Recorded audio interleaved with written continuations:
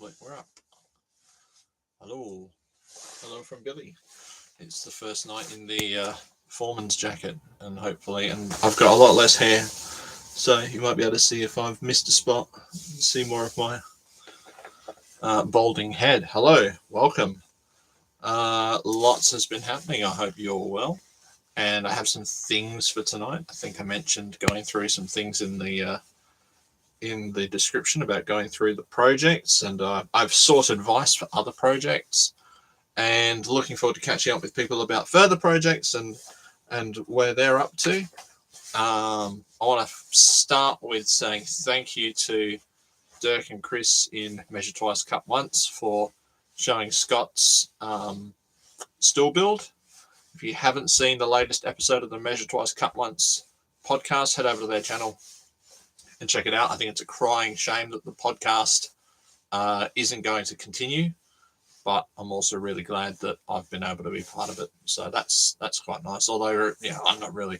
This channel was featured in the viewers project section, but it was really great that they gave Scott the time of day to show off his father-son, well, our woodworking, our stools. Anyway, I've been out tonight, so that's why the dog is extra clingy tonight. He might retire to his blanket out there, who knows, but we'll see how that gets on. What's going on in here? Lots of stuff. That out there is an absolute shambles, but it's a sort of productive shambles, which is a good thing. Oh dear, we lost a viewer. Never mind. They might have had something else to do. I wouldn't blame them. So I'll get to it. I've got my my cup to partake of.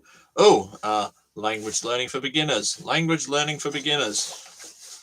Language learning for beginners. There we go. If you haven't seen Language Learning for Beginners, congratulations to them. They've just passed 300 subscribers like this channel has. So well done to them.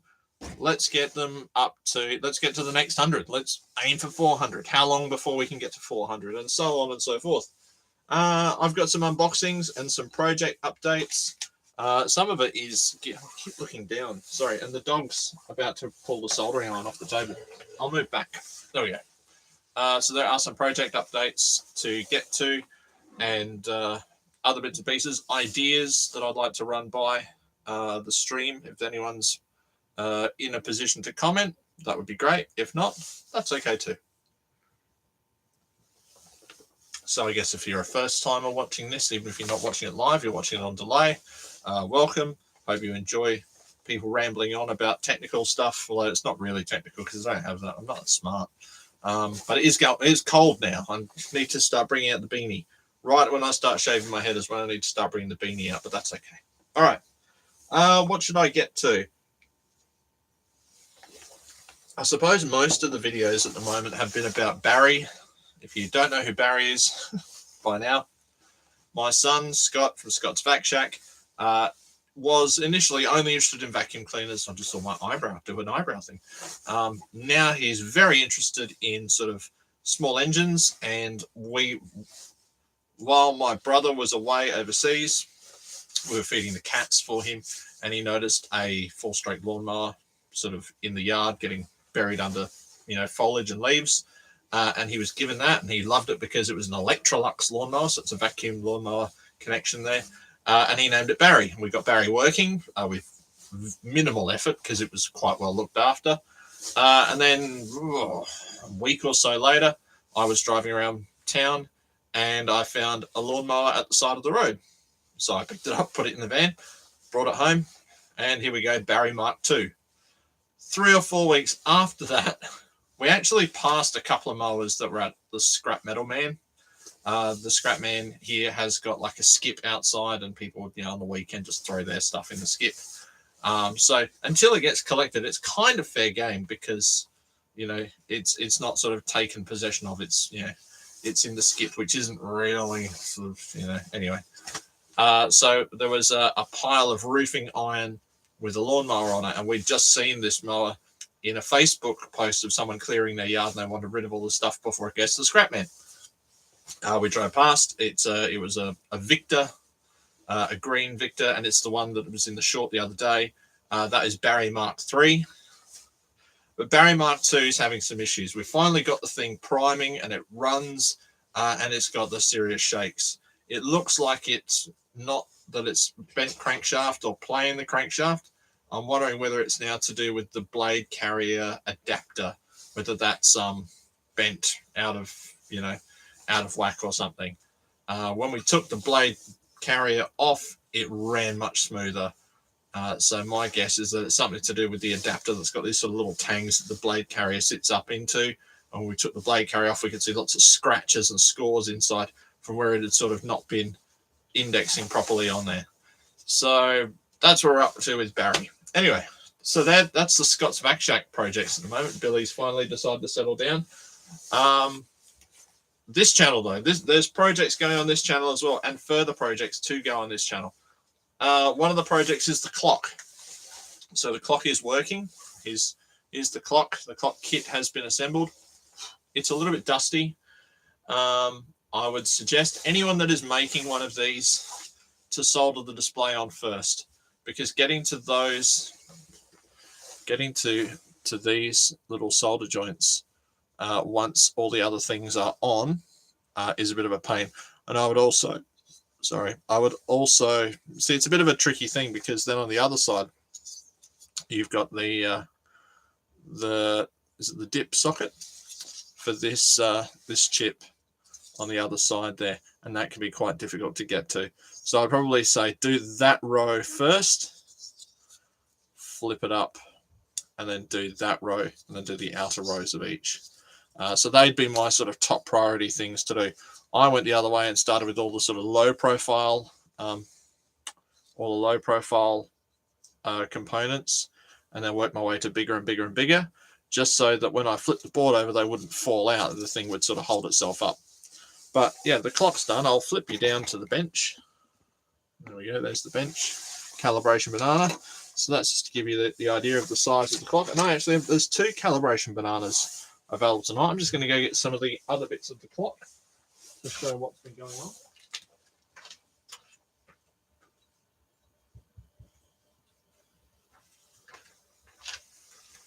So the clock is going to go in this. Well, I've got 2 pieces here. So the idea is that this will make a base for the clock to sit in, and it sits back at about a 5-degree angle, and then the clock can sit in there. Only downside being that I've just realized that package is, oh no, it's okay. It's okay. That's ideal. So that will sit in there. That sits in the base like that. And then I will have a hole going through to the back, so I can actually power the thing from a USB power bank. That will be there. I do need to get or make some standoffs to go in the corners, just to raise this up off the wooden base a little bit. I do have some brass ones, I think. I've got some computer standoffs somewhere. And I'm up in the air as to whether I use computer, brass type standoffs, or whether I actually, grow a pair and use the 3D printer for what it is supposed to be used for and just make some, which would be nice, because that's another sort of feather in my cap as a maker, to be able to say, well, I needed a thing to do this job, so I made it. I'm going to have a round over on all these pieces that I'm going to use the homemade 3D printed router table to do as well. So that will be quite nice. It's nothing particularly fancy, but everyone in the woodworking circles at the moment is making clocks. So I thought, well, this could be my go. So not only has the clock kit been put together by me, this is done on my little DeWalt battery router as well. So happy with that. I'm not the best. That's all freehand routing, just with some guidelines. I'm quite happy. It looks a bit like a Lego person's head.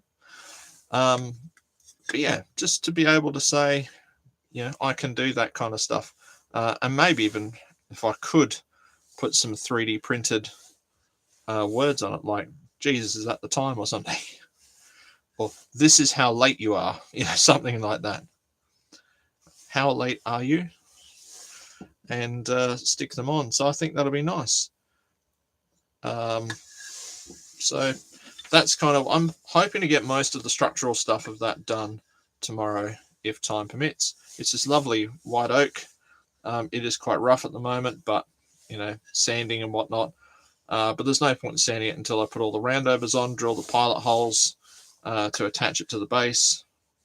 And of course, I can't really do that until I have the mounts for this sorted out first. So that's on the go. And just to give you the idea of how big this thing is when it's assembled, you know, there's a banana and there's a banana to sort of check for size. It's not too bad, but it's not tiny either.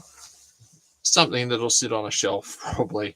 But to be USB powered, you could either have a cord going down to, you know, a USB port on a TV or something even. You know, any USB port's fine. I've been running it off one that's on the power board attached to the wall. So that is one job for tomorrow, if time permits, but there's lots of stuff been going on. Oh, hello. What's going on? Something flashed up. Hello, second viewer. Jaws is probably the other big one. So I've really had the clocks, Jaws, and Barry has been my main focus, because Scott's been waiting, you know, a year for Jaws to be finished. And that's far too long. That is way more than long enough. So I'll just get some bits and pieces. 1 second. Talk among yourselves. Talk about the weather.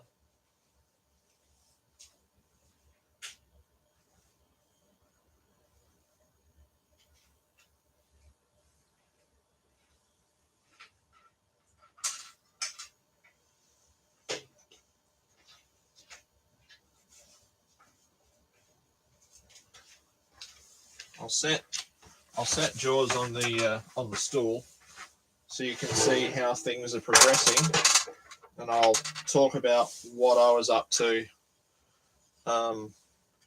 when I stopped for the day. So 1 moment, let me just set this up so you can kind of see. So down here, the motor unit isn't here yet. The motor unit is actually on a bench out here. So let me get that.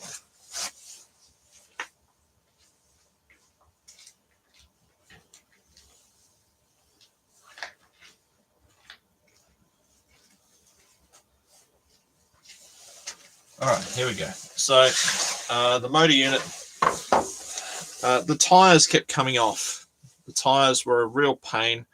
I think they're silicon. I don't think they're necessarily rubber. I think they're called DF Robot. They go with these little 6-volt motors that are mounted under here on this lovely piece of 6mm plywood. The wheels kept coming off anytime there was any kind of undulation or something going the opposite way. Something would hit it and the tires would roll off. So I've contacted adhesived them on. Hopefully that is going to be enough. I've got my fly leads going out the back now. This all needs a hell of a polish. So my leads now go out. I've got wiring and things in the back. The motors are all mounted obviously directly under here. So there's 2 6-volt motors. It's run off a 7.4 volt lithium LiPo battery. I've got pieces, you know, anyone who doesn't know what's gone on here, there was a movie it's a Michael Keaton movie, 1983, 1982, called Mr. Mom, and the vacuum cleaner in the movie sort of comes to life, chases after one of the little kids in the house, and vacuums up their security blanket. It also rips the curtains off the wall and stuff like that, just because it's such a powerful vacuum. And it's a Kirby. It's a particular kind of Kirby, not this one. So I've had to 3D print some things, but it's been kind of Frankensteined up. So this has been this is a Kirby Heritage that we picked up locally for about $50. Scott already had one, so that meant that I could very easily pull this apart, take the motor out of it, and I've started to produce the bits 3D printed wise to Frankenstein this thing up so it looks as similar as I can make it to the monster vacuum in the movie. In the movie, it's actually called a Stanley. So, and it does have a big S thing, and it has some sort of crossbar type handles that come out the side of it. So it's really, I'm sure they just did it so they didn't get sued by Kirby for monstering up their cleaner. So this, I mean, this little profile in here was just a pain in the neck to try and machine. Yeah, so if I didn't have access to a bandsaw and multiple router tables at work, I'd really be stuck. So that's been done. It's all in primer, ready to get some paint on it, and tried to scale it from the movies. Even the bag itself, until it's trying to fall over. The bag itself has got this clip on it in the film. That's obviously a piece of aluminium with a chain that goes up to the side of the handle. So that's all had to be made. This is just PVC pipe that's been cut and then glued to a block and run through a table saw to create this slot. So it will slide over there as a sort of clip for the bag. I bought some small chain. I'm actually looking for a little, like, almost like a tiny keychain type carabiner that I can use to attach it to either end of the little hook that's going to go in here. I haven't found that yet, but if you think of where, I should really be hitting up the little cheapy shops and looking at their key rings and their lanyards and that kind of thing, because that's probably the kind of thing I'm going to need to do that. It does work, radio control, that stuff's all fine, but it's just a matter of finishing it off. And this 3D printed hood part has taken a lot of prototyping, and I mean a lot. 1 second, let me... Right there. It really has. I could... Where are the prototypes? Some of them are covered in sawdust. So I've been carving with the router. So here are some of the prototypes of one piece of this thing, which has taken quite a lot longer to make than I ever thought it would.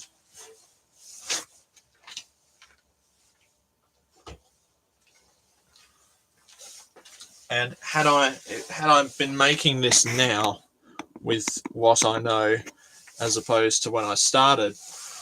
Hello, language learning for beginners, language learning for beginners, language learning for beginners. If you haven't checked out language learning for beginners, please go and like their channel, subscribe for updates, and maybe even think about learning a language to help them in their journey, because their next goal is 400 subscribers. And it was nice. It was within 24 hours or something. Both channels had got to 400. I'll get onto this. So there is meant to be, there are some mounts in the top of the donor vacuum cleaner that I was trying to use. So I think I started with just this sort of profile piece. And the donor vacuum has a curved hood on it. That was tricky in its own right. But then actually the sides were curved, which was a pain. And then also this profile down here was also curved. It means that there's nowhere to sort of reference any pictures from. So I guess if I were to do this again, I don't know the best way I can describe it, but I'll have a go. Where's one of these Milwaukee pens that does everything? If you imagine this shape, and even this should be curved, right? So I'll just trace this out very, very nonchalantly, right? But really what it should have been is sort of more like this, more like this. This should have gone somewhat like this. This already went like that.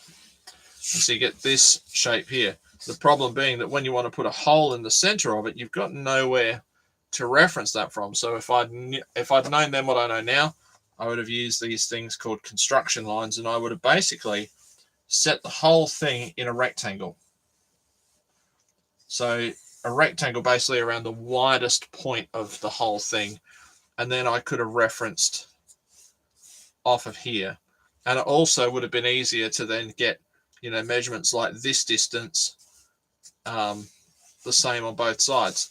And, the greatest part in here could have been measured quite easily and then having a simple curve down to the corner.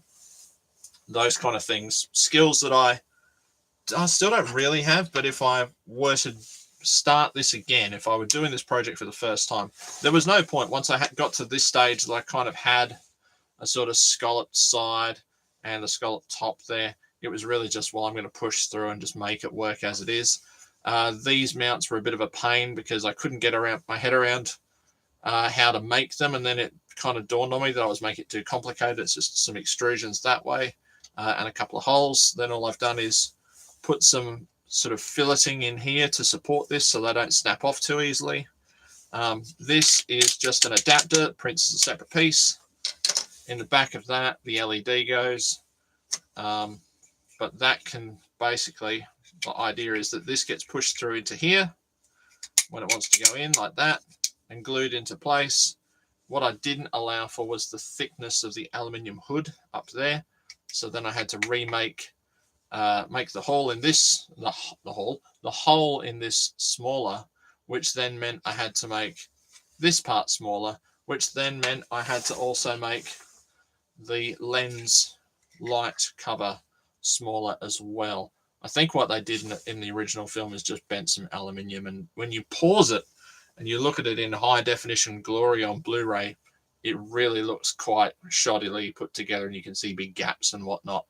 But there you go, that's just the way it worked. In fact, there are some angles where you can see the gaffer tape that are holding things on, and other angles where there aren't. So it's either one vacuum that's been broken between takes and repaired, or it's two vacuums and one's radio controlled and one's for Michael Keaton to throw around and wrestle. I don't know.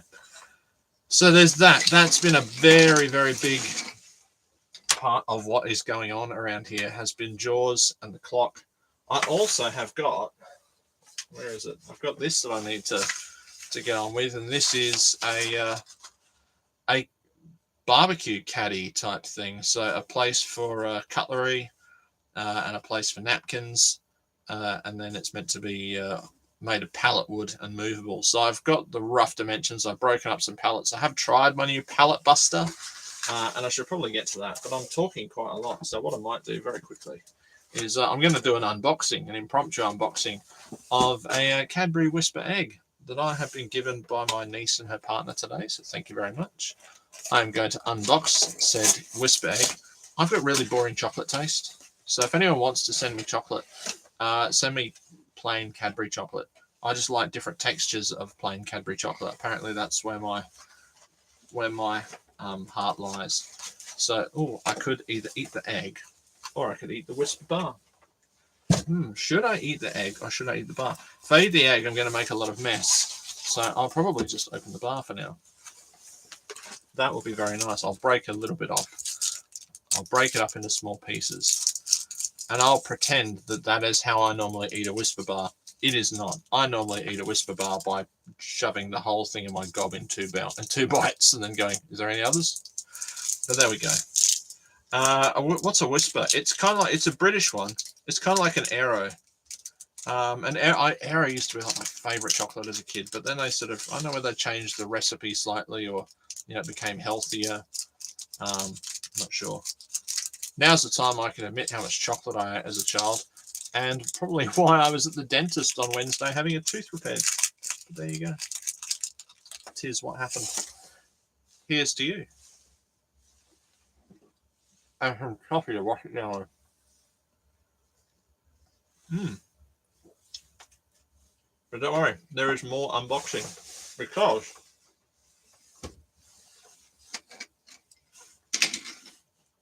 just when I thought it was safe to not have any more unboxing, my brother gave me a present. And a nice present, not the kind of present your brother normally gives you, like, kicking the nuts or something. He bought me a box. So thank you very much for that box, Grant. Shall we open the box? What's in the box? Okay. We can actually see what's in the box. It says on the side. It is a cordless soldering or a soldering iron station. And it's in the right color. So what's special about this is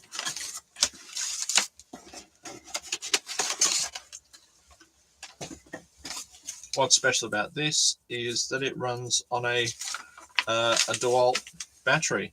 I'm not going to get a lot of use out of these, but there we go. Language learning for beginners. Time to shine. So I think it does have temperature control on there. This soldering tip does look very much like some of the Hakko ones that I've got. And it's a T12 soldering tip. So 8.5, give or take 0.8 ohms, 25 volts,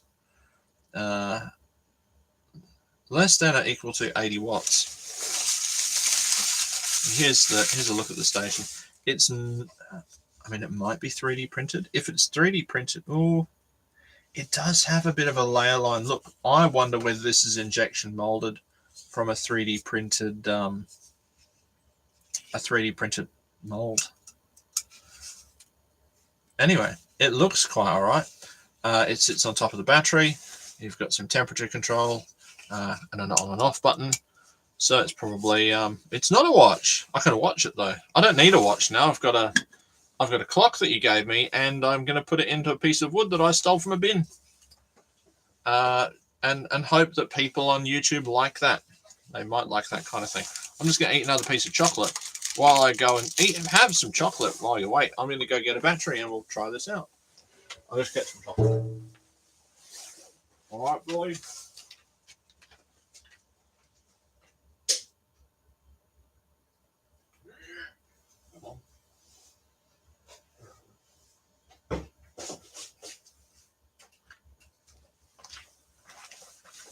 Yeah, this battery has been doing, wow, it's it's an eerily similar color. It's not quite the same, but that's all right. This battery has been the one in the router that did all that routering. It's probably about 9 mil or so deep. A lot of smoke. And it still says it has 3 bars.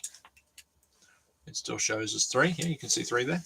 So let's put it on there. Nice snug fit. Looks a bit smart. I think what will happen is this will probably end up going in the convention kit, which would be nice.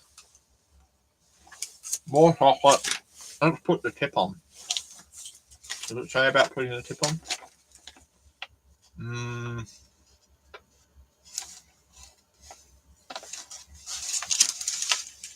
Heat core installation tips.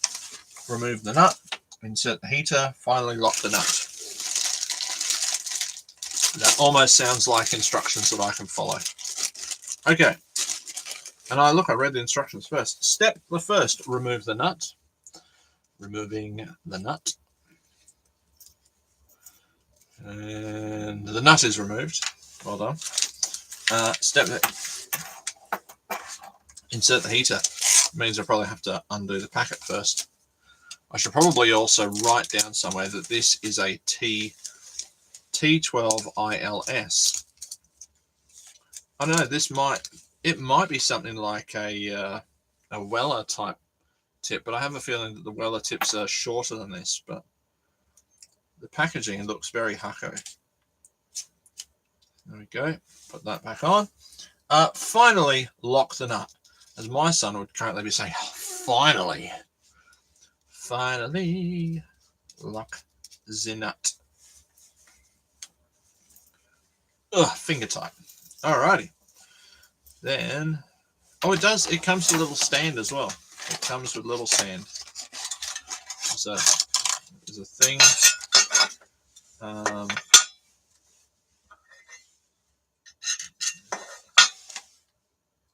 Doesn't come with a little nut on the little stand, but that's okay. I probably got a nut somewhere. I bet I have. That's probably 4 millimeter. So that would go in there. Oh, look! Here they are. Oh, it's got two. I wonder if you meant to sort of put one on and then the other one and then you clamp them down onto each other. That probably sounds like a thing. But there's two spots. I'd say you put it like that. I would put it like that. Aussie Matt's the soldering expert, but I'd put it like that. I will do up the nut. There we go. One nut.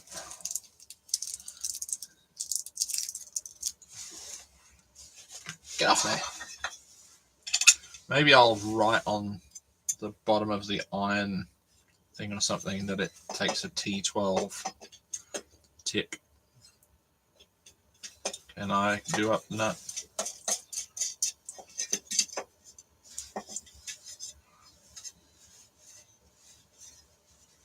Like that. Something.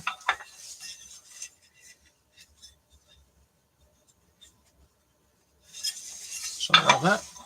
Looks like a stand, right? And ooh, that'd be a bit burny. Have to watch that. Universal soldering station. I'm definitely gonna make a project using this. I'm sure I've got like a Christmas tree or something that I can. It's keyed on that side. Don't always assume the key is at the top. Lock it down. All right, lock it down, Eddie. All right, let's see. Shall we turn it on? Powering Xeon. Oh, beep, beep. I can't read any. No, it's 186. Well, that's not hot enough. Let's go for 300. Do you reckon it'll get to 300? 350. Will it get to 350? Considering my my Harco iron is not even my Harco iron. It's a Harco iron that I happen to have found. I'll just say that Harco iron is usually only operating at 300. Or it's usually operating at 390. So,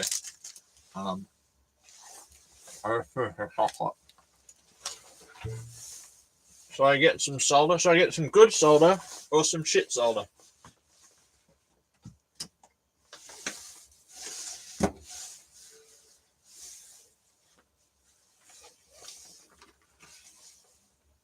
Have I got anything I can solder? Oh, look, I've got some resistors.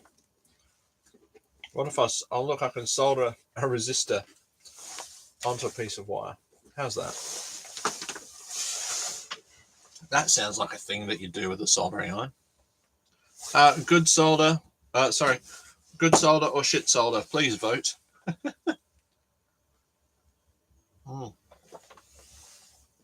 The coffee is getting cool. Anyway, I had an idea that I was even talking about this tonight at dinner, that I'm going to start customizing my things with my yellow brandedness in a just absolute schmozzle of a poor state to try and get the attention of said brand.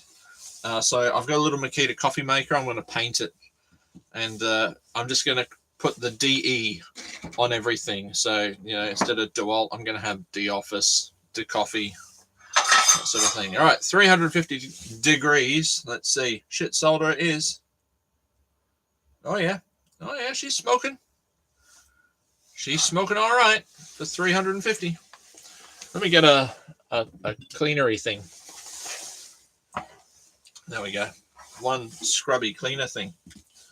Alrighty, let's see. I'll use good solder because I'll feel bad. No, I'm going to keep using the shit solder.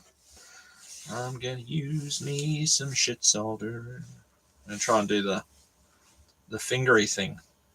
I can never remember which fingers it is. And then that one's got a hole like that. Can you see?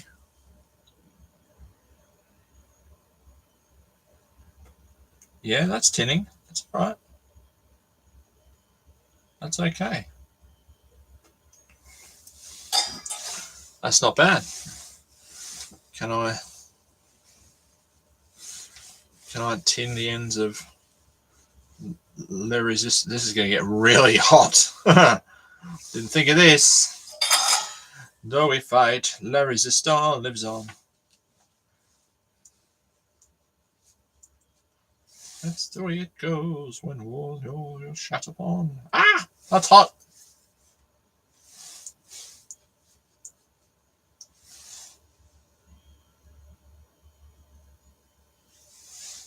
Yep.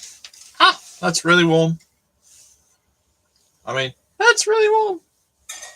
Can I mate these together?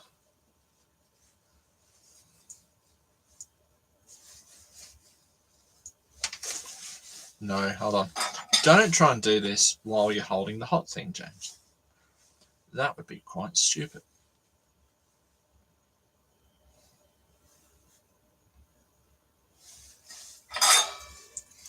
I predict burns.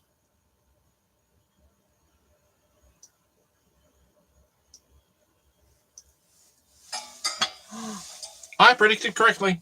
That burn. That was really hot.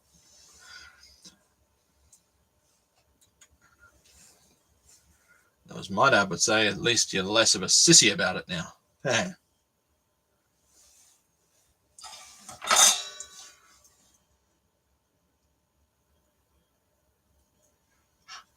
Fuck. Ta-da! Yeah, I can. It definitely solders. It definitely, yeah, the pull test. It's not breaking, so that's all right. That's really nifty. I'm very happy with that. What I will do though is I will scrub up the end and then I will coat it thinly in shit solder before I turn it off. You want to get, I've been told you want to get it really, really hot and then just boop, and then just let that sit with the crappy solder on the end. So happy days. That worked out well.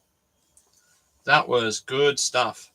Channels to have a look at. If you are, I'm going to have a particular theme coming up of particularly sort of more localized channels. What was I going to say? Mind Matter Create. Mind Matter Create is a South Australian woodworking channel. Really good. Also, if you've never looked him up, he used to be a South Australian, but now he's gone to Queensland. Is a guy named Robin Lewis. So check him out. Some of his original videos, I think it was quite creepy because I kind of figured out, looking at the design of his house, that he, number one, had a housing trust house, much like I had at the time, and that because of the design of the house, that he had to be in South Australia, probably in the eastern part of Adelaide. But yeah, check out Robin Lewis because he's just getting back into making videos and he makes nice, cool things. Now there were some others, but I can't bloody think of what they were. My Matter Create, Robin Lewis. Yeah, no, I'm lost. I'm lost at the minute. It was nice to see Steve Ramsey back putting out videos. I'm not sure whether I'm sold on his long form build videos. I think he kind of went too far the other way. I know that when he started to do just the short form stuff of redoing projects he'd already done, people said, no, we want longer, more in-depth videos. I think maybe it's just me. The audience sort of tolerance for that, once it gets over 10 or 11 minutes, seems to probably drop off. And I think today he did a garden bench video that was 25 minutes long. So, yeah, I don't know. I'll keep watching them, but I hope he finds the happy medium. I think, YouTube is kind of the place for people that, it's for the autism community in particular, because it's just that thing that I really like again and again and again. Do more of that, more of the same. But people that create that stuff probably get a bit annoyed and a bit sick of it. I don't. Please watch me. Watch all my crap. But, people want to break new ground. They want to do things that are different, and that's what happens. Retro PCs. Apparently, I need to try it with a controller card and some kind of physical media. And I need to try and figure out how to get DOS images onto a compact flash card without having a compact flash adapter in this little thin client Lenovo ThinkCentre. So that's something. If you know about that, please feel free. Oh, look, they've got the this is the newest piece of JAWS printed. Let me see. This is the new lens. I've just looked across at the 3D printer and gone, oh. So the original lens I did was a domed one, but it was too thin at the edges to set in, and I wanted something that could be hopefully a friction fit.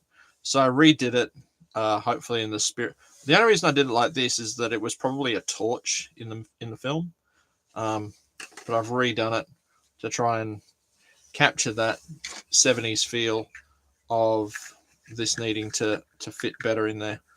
But I can already see this is just far too big, so I will need to go back to CAD and redo it. This thing is taking an awful long time to get done. Once this part is done, the only other part I need to do is a Kirby. If you've got a Kirby, it's called the belt lifter. It's the thing that you would normally use so you can take the front on and off.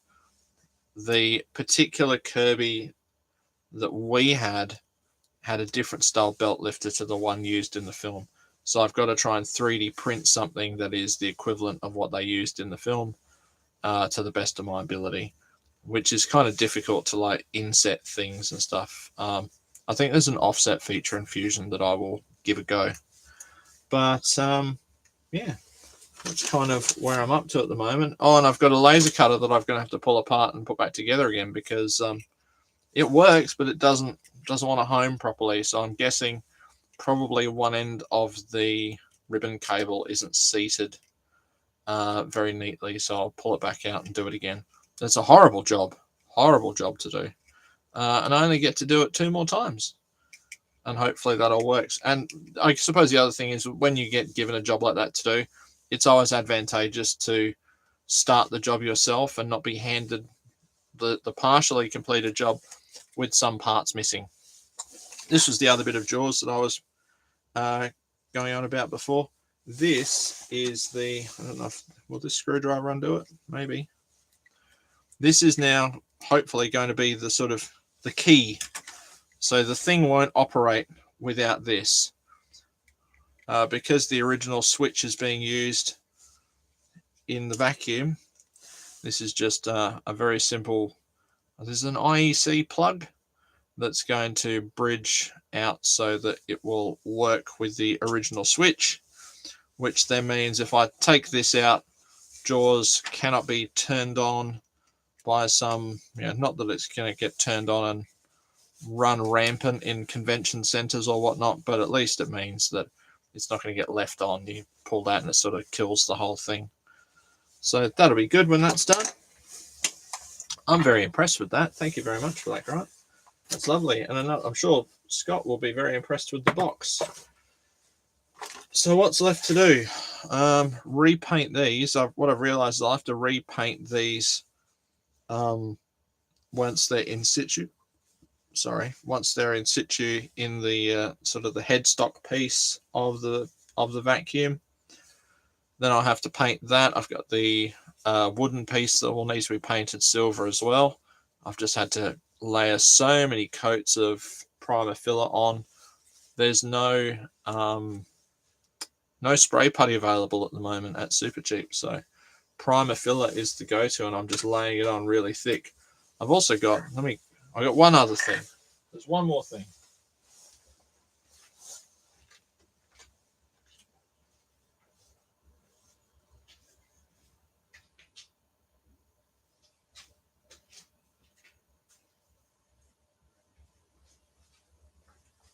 I've been doing another play button for Scott's Vac Shack for getting 100 subscribers, because I think I did the last one at 50 or something. So I've actually found this one. I've got a nice piece of hardwood with a profile on it. So I'm going to put this on, paint it up silver, but I've it's nearly filled in all the imperfections. And I went to go get my blade putty the other night, and it had all gone hard in the can, and not even the copious amounts of acetone were freeing it back up. So I've got to go get some of that tomorrow. And then just way more spray putty on this, or not spray putty, primer filler. And hopefully that will mean it's less and less to do. And because it's stepped at these edges, I think. Masking tape, ice it like a cake, sand it all back as smooth as I can get it, and then hit it with the red, and also hit it with the silver and red in the center would be good.